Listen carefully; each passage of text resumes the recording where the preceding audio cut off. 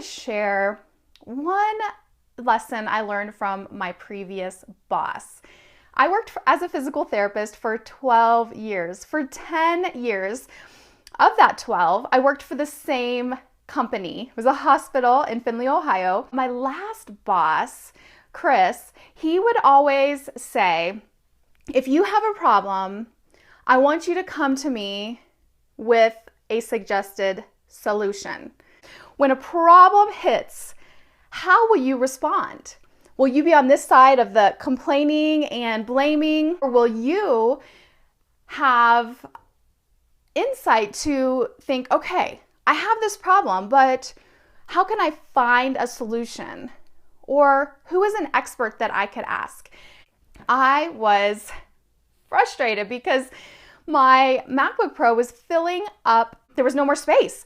And it was like slow. Everything was slow. Beach ball of death. If you have a Mac, you know what I mean. Or on a Windows, you're just like, I could have finished this by now, but I have to wait. And my initial reaction when I faced that problem, I will admit, was to complain. My initial reaction was, ah! And I went to my husband, I was like, this computer, I should have gotten a computer with more space when I bought it brand new last year. And so I was complaining, and then I was blaming, the person who helped me get my computer. They didn't advise me right. I told them I was going to do a lot of video. I told them this, I told them that. Well, you know what? That only leads one way. So when you have a problem, you have two options, and they lead you down two different paths. One is a path of negativity.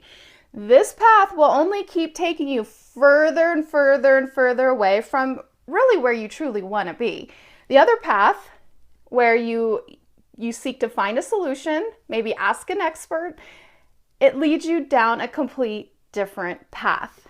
What I want to encourage you to do is look for ways to be part of the solution rather than just be part of the problem. So finally, I had to step back and say, instead of just watching the speech ball of death, instead of just sitting here complaining and blaming other things, I need to stop.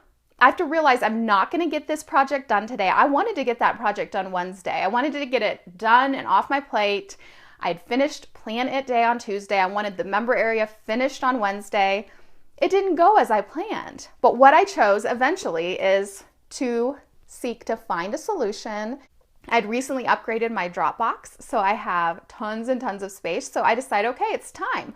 I need to do the work that I need to do to transfer all my files into Dropbox. Then I would just remove certain files from being synced to my computer. It would remove so much of especially videos and stuff. It's working. So I want to encourage you today, when you are faced with an obstacle, when you're faced with a problem, which we all will be, we're all going to come into a wall at some point. What are you going to do? There are two paths that you can take. You can take the path that leads down a spiral of negativity. And, it's not fun. It's not fun to be in that place, I will tell you. It feels like more of a burden. Or will you choose the other path where you'll find a solution, you'll reach out, you'll ask for help? I'm sharing with you, I did not respond the best way the first time. My initial response was to complain and to blame. And then I was thinking of my boss, Chris Webb.